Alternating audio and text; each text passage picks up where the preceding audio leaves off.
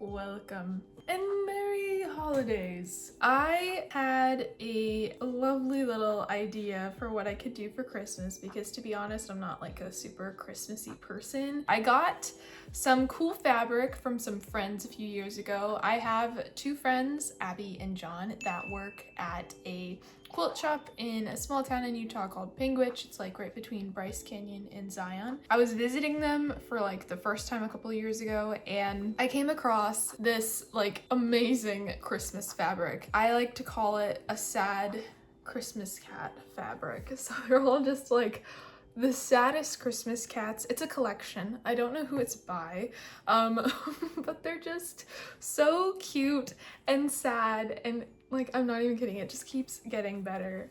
And yeah, they sent me for my birthday that same year, because I was raving about the Christmas cats. They sent me all of these fat quarters. So I wanted to use this in some way, and I didn't really know how I was going to use it. And then I thought, like, I can make a cool little bucket hat for Christmas because I'm going back to California for Christmas, and California is sunny and nice.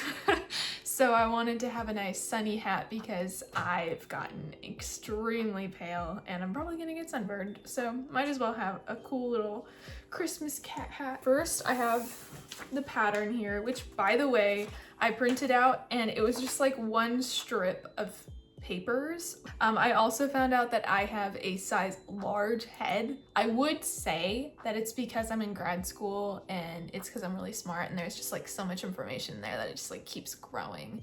But it's probably more likely just like a thing since birth, because I remember my mom and dad telling me that like they would take me to go get my pictures taken and they'd have to hold me up because my head was so big I'd just like tip right over. So yeah, we're not surprised here. But yeah, I wanted to use the ones that like have the cats on them, and I wanted to make like little patches so that I could, you know, put it together. And then I'll use this one for the lining. I think I have enough because it only called for a third of a yard. My plan is like I'll iron them when I patch them together because these will for sure come out with enough fabric. I also read that the outer fabric for this pattern should be something a bit thicker. So I went to Joann's and I got some interfacing. So yeah, I think what I'm gonna do first is measure this because I didn't really think that through until I just said it right now. Let's get started with that. Robert Giordano, Fireside Kittens. This one's also called Fireside Kittens. So they're all called just Fireside Kittens, but they're so sad. And I don't have enough of the lining. Because a third of a yard would be... Dream. Oh. A third of a yard would be a foot. So we need a third of a yard. Okay, here's the other idea, is like this could be a different fabric, like with what's left over on the inside, because it'd be on the top of my head. So like that would be a fun surprise. 4 and 360 is like 90. Is it 9? 12 by 60 inches would be like 720 divided by 4. That would be 2 divided by 60, which would be 30. By 2-inch squares, 18 by 21. 4 by 20 is 80. Also seam allowance. So after all that math, I decided to do 3 by 3 inch squares, leaving half an inch for seam allowance and making at least 80 of them. So I've cut out all 4. I don't know how much I have exactly, but I definitely have more than 80 squares, which is what we needed. I also cut out the top head piece. Some of them, like this one, will be very easy to just like place wherever. Others, like this ornament one, I want to like pick out the best pieces of it. Then I pieced together the fabric in a pattern I wanted into an 8 by 10 square, pinned the strips together, and sewed all 10 rows. Okay, I have all of the pieces. I'm going to pin them so that they're like facing the same way but same side together. And then after that, I'm going to press the seams. And then we'll have the fabric that we need to cut out for the pattern, which is kind of crazy that it's taken me this long. When I sewed this, I just did 2 sets of rows and then sewed those together, and it made the process much more fulfilling. This took me like 2 hours to put together, probably more like 3 hours since I started cutting out the little squares. Then I ironed down all the seams. Whoa. And after this, I found my new favorite ironing technique, so here's a montage of that. Oh my word. I only need 1 more of these. I did not need 2 of these. They are flying. Oh my god. So basically the pattern had ×4 and ×2 on them, but didn't indicate whether that was for the total or for each fabric, so this was very confusing. Luckily my brain works though, and I was able to figure it out. Then I cut the excess seam allowance off of the back of the quilted fabric, and I put interfacing on top of that so that everything would stay together and it would be really sturdy. And this was really helpful, especially when I started to piece the hat together the following day. Hello! So today is day 2 of this project, hopefully the last day I have to work on this. Yesterday I put together all of the pieces so that I can make the fabric, and then I put interfacing on the back of most of them, every single one except for the top of the hat. I think today I should be able to get everything done. The first thing I have to do, well, okay, it says like the first thing you do is cut the pattern out. We're already on step 5, so that's great.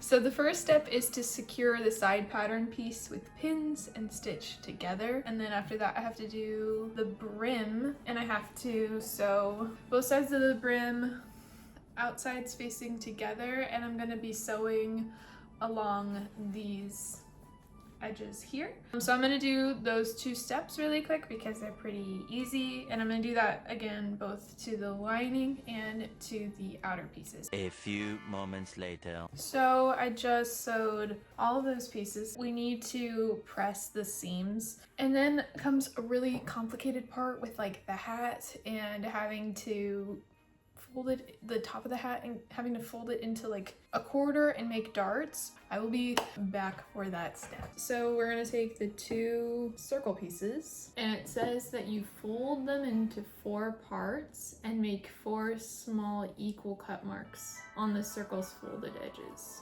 Like you cut like these 2 pieces, definitely not this piece. And then when you open it, it's like darts. Okay, so then I have to make 4 equal cut marks as well on top of the side piece. Well, wait, hold up. Was this supposed to be sewed on both sides? How do I know which is the top? They didn't say it. When I do it on the top, I'm gonna do it on the curvier part.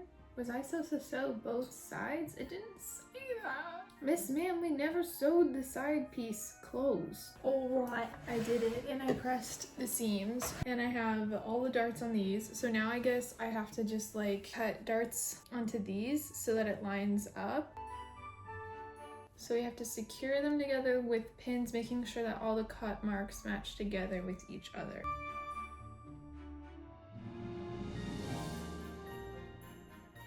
This is what they look like. So this is what the outside of the hat. And it's so crazy. It could be reversible, I think, if I really wanted it to be. So the next step is to begin to assemble the secured top and side pieces by sewing them together.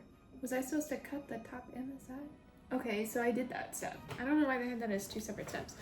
Now that you have a top side assembly piece done, oh my gosh, with the folding again, fold it into 4 parts as what you did with the circle previously, and make cut markings on the bottom part of the side piece.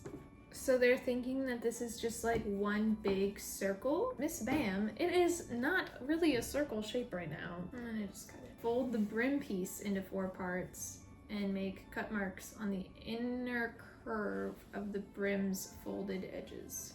A little snip here. Okay, so I'm gonna finish pinning this and sew it, and then I'll be back to do the other one. So now I have the outer piece of the hat, which looks awesome. Now we can move on to the next step. Hopefully it is not confusing. Now I have 2 complete assembled hats. For both hats, you need to turn them inside out, showing both wrong sides. Okay, so this is technically the right side is out. So technically, I should want this out. Yeah, I guess. I need to have them okay. Now this will go on top, I guess. I'm just gonna pin this, I guess. I have it sewed now, so I left a gap somewhere. I left a gap right here. So I'm supposed to turn the hat right side out through the opening. Okay, I'm gonna sew this little piece closed on the outside. All right, so I did that. And so now I think I'm gonna press it or something. Now I have to do ridges, and we're really gonna be testing how well I can sew in like straight lines right now because I've never been good at that, so. But yeah, I think I'm gonna iron it first and just like press it together a little bit better, and then I'll do that part because yeah, it's a little bit just too poofy right now. It's looking cute, it's looking so fun. Ooh. I'll be back. Just saying, I found that ironing really helped for this part. I did all of the little ridges. I ended up also, like, they didn't say this at all in the instructions, so I used the foot as like an alignment with this seam that goes like all around the hat, and then with every seam after that I just used the foot to help keep it in a straight line. So I'm gonna try it on. Excuse my hair. It's so cute. I wear like that. It's very like 90s. Oh, someone's coming out because he wants to see it. Oh! So cute. I like doing this with my bucket hats. It makes me feel like a little kid. And then like when you look inside, there's like a little like sad cat surprise. But also I think this can be reversible too, the way that I did it. Ta-da! Wow. And so like if you were taller than me, you would just see this. This makes me so happy. I've been wanting to use this fabric forever. If I were to say like the pros and cons of the pattern, the pro would be like I ended up with a bucket hat, right? But like the con is that like A, everything was confusing. B, like this is technically still separated. And so like it's making it really bulky up there, and I wish that there was a way that it wasn't like that. I thought about maybe like doing like some like cross seams or something, but I really don't know if that would be successful because also like some of the things aren't lining up, and now they're like permanently in place because of this. Like this actually helps with the structure a lot, but like otherwise it's all just kind of like a lot of fabric. Oh, I also wanted to see, so my head is large and Adam made fun of me when I figured that out, so come over here so we can see if your head is large too. That's too loose on me. It's too tight? Mr. Big Head, come over here. You're gonna wear it like a cowboy. It looks like a top hat. So Adam heard about this Christmas light event in town on the radio, and I thought, what a great place to show off my hat. I want to run. You want to run? Yeah. That's why it said you shouldn't run. Ow! Adam!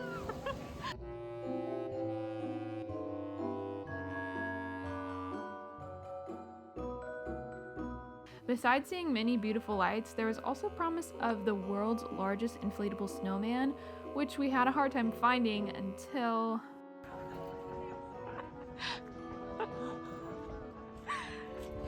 This is why we came.